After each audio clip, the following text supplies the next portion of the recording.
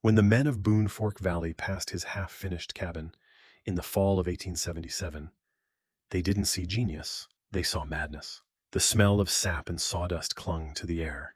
Every other settler had already roofed, sealed, and moved their families inside. But William Hodges, 34, thin as split kindling, was still hauling slabs of sandstone up from the creek bed. Each one flattened, stacked, and set into a rising platform that ate the floor of his cabin like a spreading stone tide. By week 7, his hearth stretched 6 feet into the room, 3 times the size of any in the valley. A single firebox would have done. But this man wasn't building a fireplace. He was building something else.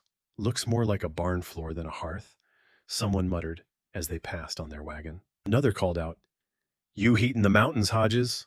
The valley's laughter carried easy in cold air, and still, stone by stone, he worked on. When asked why, he gave the same quiet reply. Because the cold doesn't burn out when the fire does. They didn't understand. None of them did. Not yet. The settlement's master mason, Dutch Heinrich, a man who'd built 40 fireplaces across North Carolina, shook his head. A hearth that size will rob him of half his living space. 2 feet is all a family needs. Even the settlement leader, James Wilson, a man who measured everything in labor and rations, declared Hodges's plan a waste of muscle and daylight. "He'll freeze before he ever moves in," he said. But Hodges kept to his rhythm. The dull clack of hammer and chisel answered every insult. Sparks from his fire jumped into the cold dusk, while the unfinished roof gathered frost. His hands were cracked raw from river stone, his eyes red from smoke, but his work never slowed. Neighbors mocked him from their warm cabins, unaware that his design came from somewhere older than all their traditions combined. A memory passed down through Cherokee trade routes and German stove builders in the Smoky Mountains. He wasn't chasing novelty. He was reviving something ancient. The stones he lifted weren't just walls against winter. They were the bones of a secret he refused to explain. Each layer sealed not just heat, but quiet defiance. The man had spent years watching how stone held warmth long after flame died. He knew fire's true nature wasn't in the burn. It was in what the earth remembered. By late October, the valley began to freeze at night. Wood smoke hung low between the cabins. Families tested their stoves. Hodges still slept under a canvas roof, surrounded by stone dust and mockery. The children whispered as they passed, calling his cabin the tomb. What no one could see was how carefully each stone had been chosen. Flat sandstone that heated slow, cooled slower. The hearth was 6 feet deep, 8 feet wide, 8 inches thick. Nearly a ton of rock, fitted like clockwork beneath the coming winter. When he finally lit the first test fire, the sound rolled through the valley like a blacksmith's forge awakening. Neighbors looked toward the orange glow leaking from his cabin's doorway, laughing again. This time, with unease. Even from 50 yards away, they could feel it. A warmth that lingered longer than any fire should, and the mountain hadn't yet shown its teeth. By the time frost crusted the Boone Fork fields, William Hodges's cabin looked less like a home and more like an argument carved in stone. Neighbors called it Hodges's folly, a monument to wasted strength. But the man who built it wasn't chasing size, he was chasing silence. The kind that follows a long fire, when the coals fade and the air should go cold, but doesn't. While others patched roofs and sealed chinks with mud, Hodges studied the rhythm of flame the way some men study prayer. He timed how long a stone held warmth. He watched how certain rocks sweated moisture before they cracked. His mind, shaped by years in the Tennessee mountains, carried lessons most settlers had forgotten or never known. His father, Thomas Hodges, had been part Cherokee by apprenticeship, not by blood. As a young trader, Thomas spent winters among tribes who baked river stones for cooking and heating their lodges through freezing nights. He called them firekeepers, men who understood that flame could be stored like food, saved for later. When William was 12, he watched his father demonstrate it on a frozen hillside, placing heated stones beneath canvas and wool, then waking to warmth long after the fire had died. "Fire dies fast," his father had said, "but the earth remembers." That phrase stayed with him longer than any schooling. Years later, while trading in eastern Tennessee, William met German immigrants who spoke of massive masonry stoves built to heat entire homes through stone alone. The same principle, the same patience. Heat a mass hard and deep, let it give back slow. By merging these old world and native lessons, William carried something few frontiersmen ever had: an understanding of stored fire. When Wilson, the settlement leader, stopped by again in late October, he didn't even dismount his horse. "You're a month behind every man here," he said. "Your family'll freeze." Hodges only smiled, setting another stone.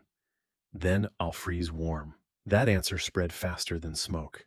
By the next morning, the men at the sawmill were betting whether he'd last till Christmas. Even Dutch Heinrich, the master mason, whose opinion carried the weight of 40 chimneys, couldn't resist curiosity. He watched Hodges tamp mortar between the massive slabs, his brow furrowed. "I've built hearths 2 feet deep that'll roast a deer and heat a room," he said. "You're building a platform." Hodges wiped grit from his hands. "Not a platform, a bank," Heinrich frowned. "A bank? For heat," Hodges said simply. "You deposit all you can in daylight and withdraw at night." The idea sounded half poetic, half inane. But when Heinrich knelt and placed his palm against one of the newly laid stones, he noticed something odd. It was faintly warm, though the fire beneath had burned out hours ago. For the first time, the old mason said nothing. Over the following week, rumors drifted through the settlement like smoke. Some said the Tennessee man was building a sleeping floor.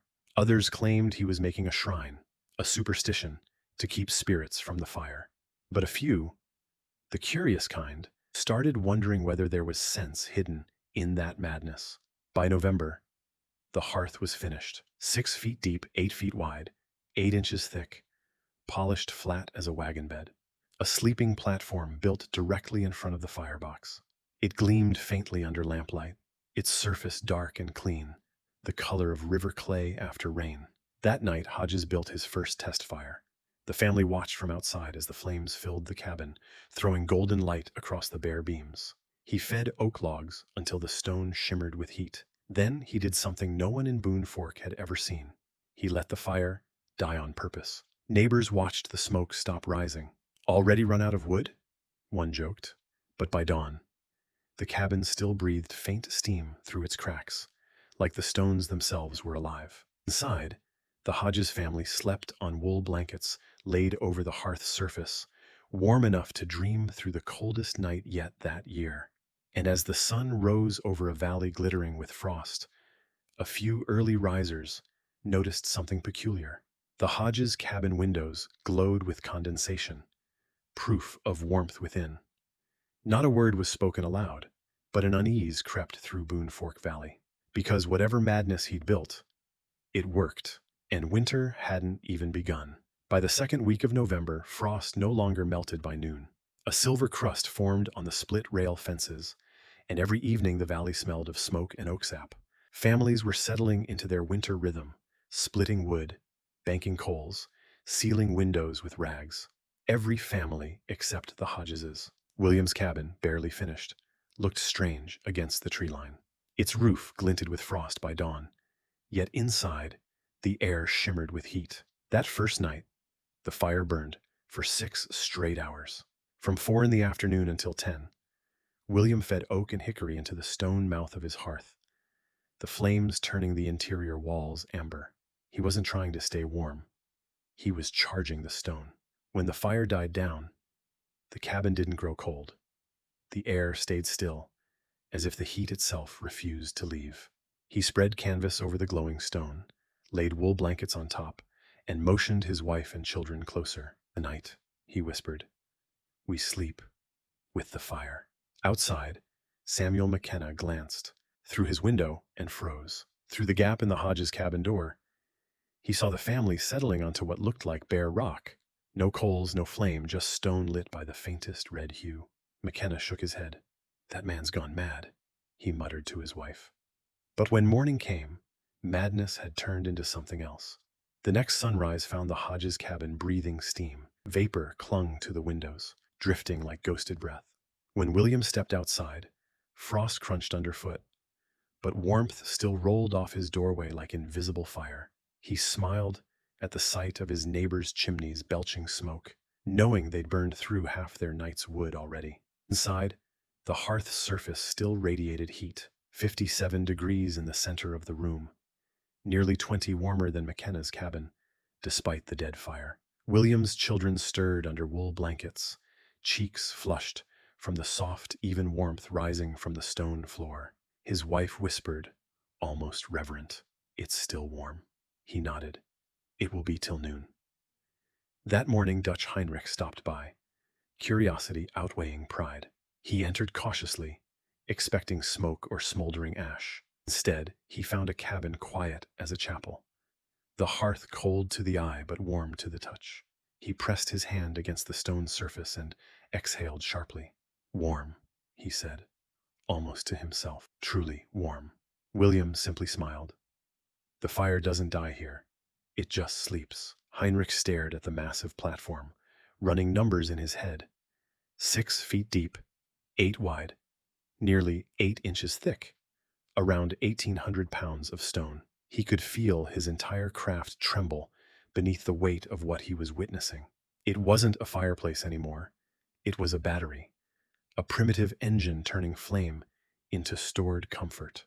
By dusk, word spread through Boone Fork like gossip from a church porch. McKenna, still skeptical, stomped through snow to see for himself. The firebox was cold, untouched since the night before, yet warmth hung thick in the air.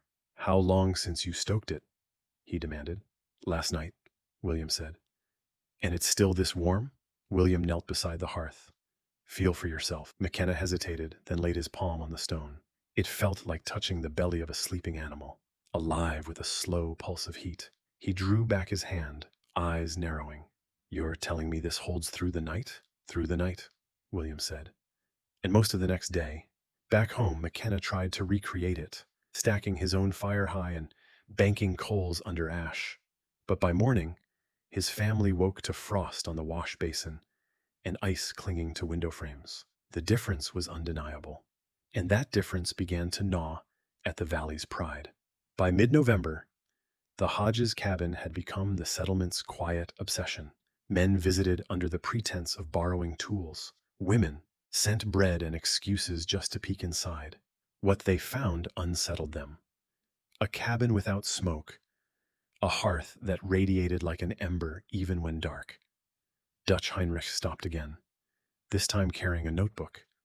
He wanted to know the stone type, the layering method, the thickness of bedding. William explained patiently, tracing the lines with soot-blackened fingers. Flat sandstone, dense, not porous, laid dry with lime between courses. You heat it slow, steady. Let the fire soak deep before you rest it. Heinrich nodded, scribbling furiously. "You could heat a church this way," he murmured. "Or a valley," William replied. That line stayed with the mason, because deep down, he knew it wasn't just heat the man had trapped. It was time. Fire that burned hours ago still lived beneath that stone, waiting to be called upon. And in the distance, storm clouds were forming over the Blue Ridge peaks, rolling down with a promise. The kind of cold that broke chimneys, split beams, and tested every soul who thought they understood winter. The valley had mocked him long enough. Now, the mountain itself was about to take his side. By late November, the laughter had faded from Boone Fork Valley. What began as gossip had turned to quiet envy. Families still gathered in the evenings, but the talk wasn't about crops or church anymore. It was about the Tennessee man and his impossible hearth. In every cabin, the same question whispered through the smoke. How's he keeping that place warm with no fire burning? William Hodges had never meant to start a revolution. He'd only wanted a home that didn't freeze his children before sunrise. But word travels fast in cold country, especially when the nights grow longer, the wood piles shorter, and frost creeps closer to the latch. One by one, the doubters came. Samuel McKenna arrived first, his hat clutched in both hands. He'd lost half his firewood already, and the month wasn't over. He stood just inside the Hodges cabin, the warmth wrapping him like a heavy quilt. "You still burning?" he asked. "No," William said. "Haven't since last night." McKenna crouched, palm flat to the stone. It was warm, gentle, even heat, not the searing blast of open flame. He looked up, his voice softer now. I don't know what kind of witchcraft this is, Hodges, but I can't deny it feels good. Outside, Dutch Heinrich, the old mason, watched snow swirl against the windows. He had spent decades believing there was only one way to build a hearth. Yet here was a man with no formal training, achieving what 40 years of European masonry hadn't. The thought stung and fascinated him. When the two men spoke, Heinrich's questions came rapid, almost desperate. What kind of stone? What mortar? How long do you burn before bedding down? William answered each patiently, his tone never proud. It's not the stone, he said finally. It's the patience. You heat slow, you wait long, and you trust the earth to remember. That line spread through Boone Fork faster than any sermon. Trust the earth to remember. For the first time, the valley listened. By early December, the settlement had begun to divide into two quiet camps. One half, older families, stubborn in their pride, dismissed Hodges's success as luck. The other half, the ones who had touched that warm stone, were rethinking everything they thought they knew about fire. Children began running errands past the Hodges cabin just to catch a whiff of warmth through the logs. Women carried baskets there, offering bread or milk in exchange for a few minutes inside. And late at night, when the wind howled through chinks and the frost whispered across their roofs, even the proudest men stared into their dying fires and wondered, what if he was right? It wasn't just a hearth anymore. It was proof that knowledge, even forgotten, could outlive generations. One evening, Heinrich stopped by with his ledger of designs. I've drawn every fireplace in this valley, he said. Everyone burns wood, loses heat, wastes time. But this, he looked up at the flickering light on Hodges' walls. Do you realize what you've done? Hodges only shrugged. Built what worked? The mason laughed, shaking his head. You've built the future, my friend. You just did it with stones from the past. Outside, the valley darkened. The cold deepened, and with it came the first true wave of fear. Every family knew the worst of winter hadn't even begun. If Hodges was right, his strange invention would soon prove it beyond doubt. But not everyone came to learn. Some came to measure. James Wilson, the settlement leader and ex-military man, visited with notebook and scale, noting temperatures, fuel piles, and burn times. He wanted numbers, not stories. The results unsettled him. His own cabin burned through 2 cords of wood in 3 weeks. Hodges had used less than half that. No smoke curling from the chimney, no soot-black beams, no stifling air, just steady warmth. Wilson looked around the silent, comfortable space. You've done more than build a hearth, he said quietly. You've built insurance. Hodges smiled. I've built peace of mind. If stories of forgotten frontier genius spark your curiosity, subscribe to Frontier Tales of America. There are more buried lessons waiting beneath the dust of time. Outside, snow began to fall heavier, muffling the world in white. Inside, the Hodges family prepared their evening fire, the only light for miles. But what none of them yet knew was that the true test, the storm that would etch this story into legend, was already crawling over the ridges to the north. In 2 weeks' time, Boone Fork Valley would fall to 18 below zero, and the line between wisdom and survival would vanish entirely. January 15th, 1878. The storm rolled in without ceremony, just a slow thickening of gray sky that hid the mountains like a closing fist. By sundown, Boone Fork Valley had disappeared beneath it. For 6 days, the temperature never climbed above zero. By the third night, it reached 18 below. Cold so deep, the air stung the lungs and glass panes cracked under their own tension. The settlement's chimneys puffed frantic smoke as families fought for warmth with every stick of wood they had left. In Samuel McKenna's cabin, frost grew from the corners inward like lace spun by ghosts. He hadn't slept in 2 days. Every hour, he rose to feed the fire, splitting wood by lantern light, while his wife huddled their children near the coals. The fire roared, but the room stayed cold. Heat fled faster than it could be made. By morning, his fingers bled from the work. The water bucket froze solid beside the bed. The cold was inside now, inside their lungs, their breath, their bones. Across the valley, Dutch Heinrich, the proud mason, found his walls sweating ice. He'd built his fireplace according to every rule he knew.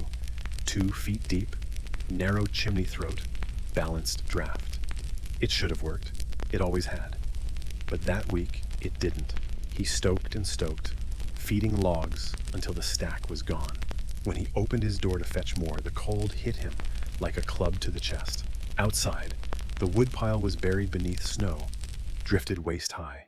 He stood there, staring into the white storm, and understood what no craftsman ever wants to admit. His work had failed him. James Wilson's cabin, built with military precision, fared no better.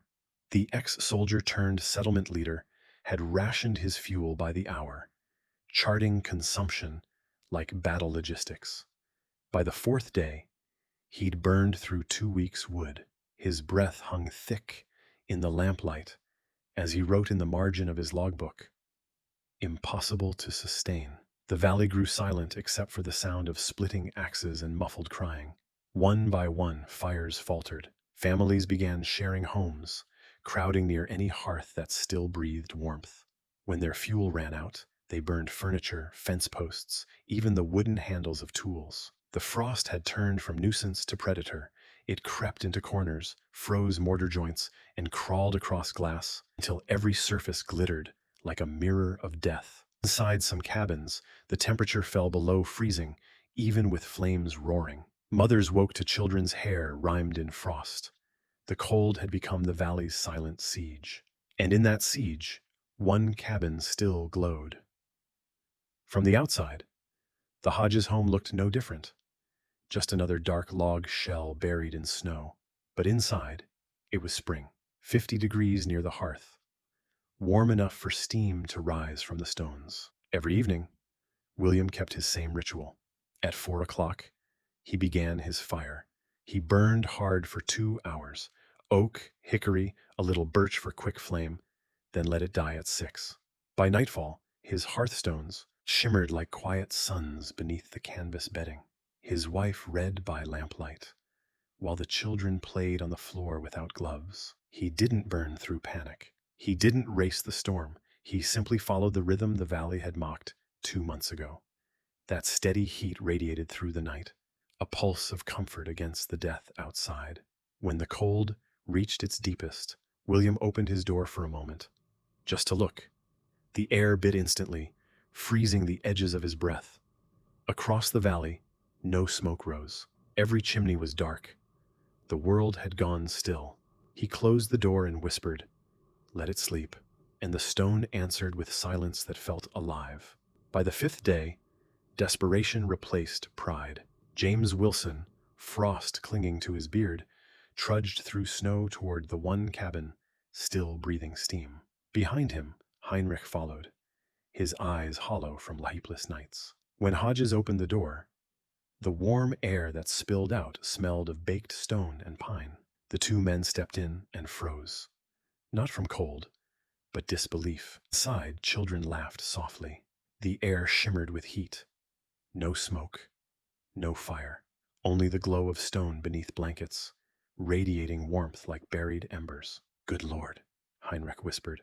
Wilson reached out to the hearth and laid his hand on it. He didn't flinch. The heat was gentle, constant, alive. "You haven't burned since when?" he asked. "Since 6 last night," Hodges said. Wilson turned, his voice tight. "My cabin dropped to 15 degrees before dawn. The ink froze in my pen." William nodded. "The difference isn't wood, it's memory." "Memory?" Heinrich repeated. "Stone remembers the fire," Hodges said quietly. "That's all heat really is. Memory, waiting to return." The words hung in the air like scripture. By the 6th day, half the valley had gathered there. Families wrapped in blankets, faces thawing in the golden glow. Children touched the warm stones with wide-eyed wonder. Mothers cried quietly, their tears steaming before they fell. It wasn't just heat they felt, it was hope. Heinrich studied the structure like a sacred relic. Wilson took notes, calculating every inch. McKenna, once the loudest skeptic, sat by the hearth in silence, rubbing his frostbitten fingers and whispering. We called him a fool. Outside, snow still hammered the roofs, but for the first time in a week, laughter returned to Boone Fork Valley. Not loud or boastful, just soft, grateful sounds of life. When the storm finally broke on the seventh morning, sunlight poured through the clouds, painting the white valley gold. From every other cabin, smoke rose again, desperate, hungry fires, roaring back to life. But from the Hodges cabin came only steam, drifting gently from the chimney stones, like the breath of something ancient and calm. In that moment, the valley understood what no sermon or school could teach. That wisdom doesn't always shout, it endures, and sometimes it sleeps under stone until the world grows cold enough to need it again. When the storm finally broke, Boone Fork Valley looked like the aftermath of a siege. White drifts buried fences and swallowed paths. Roof lines bowed under ice. But the silence that followed wasn't peaceful. It was the brittle quiet of exhaustion. For 6 nights, the wind had screamed like a living thing. Now, even the trees stood stunned. Through that frozen stillness, a column of steam still rose from one roof, the Hodges cabin. Inside, the air shimmered with life. Children slept unwrapped, faces flushed from warmth.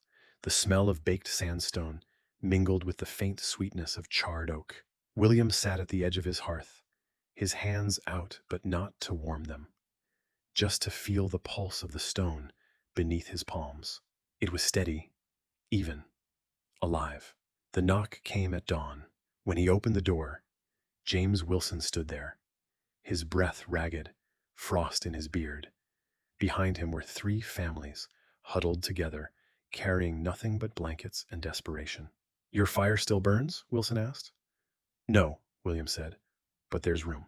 They entered hesitantly, expecting smoke or heat sharp enough to sting. Instead, warmth enfolded them like water, soft, dense, comforting. Mothers wept without shame.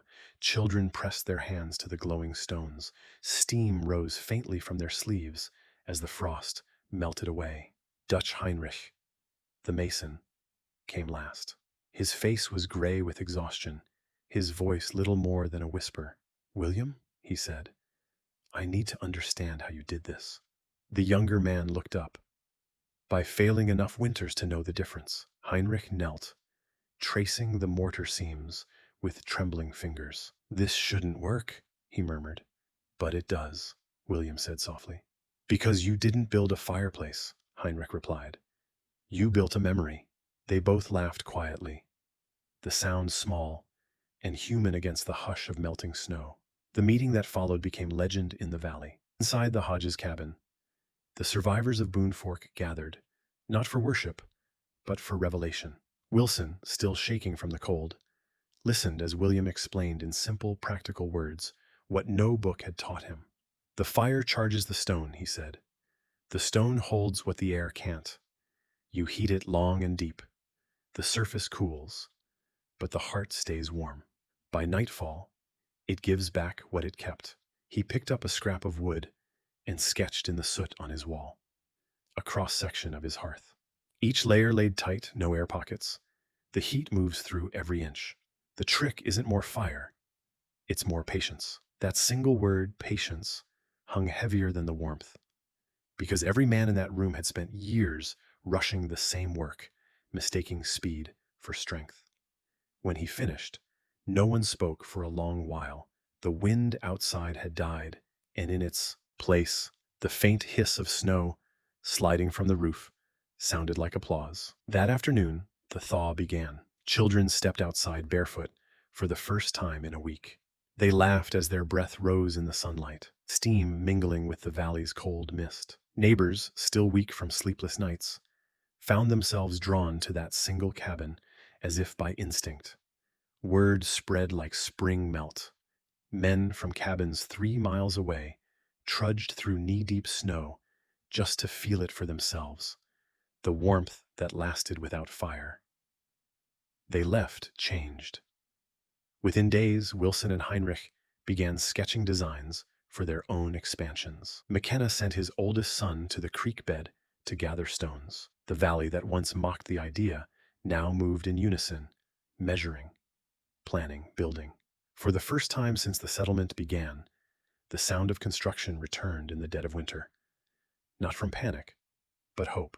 Heinrich, humbled but inspired, took the lead. He refined the mortar mixture, learning from Hodges' patience, combining lime and sand for flexibility under heat. Wilson documented each measurement in his logbook, calculating wood savings and temperature retention.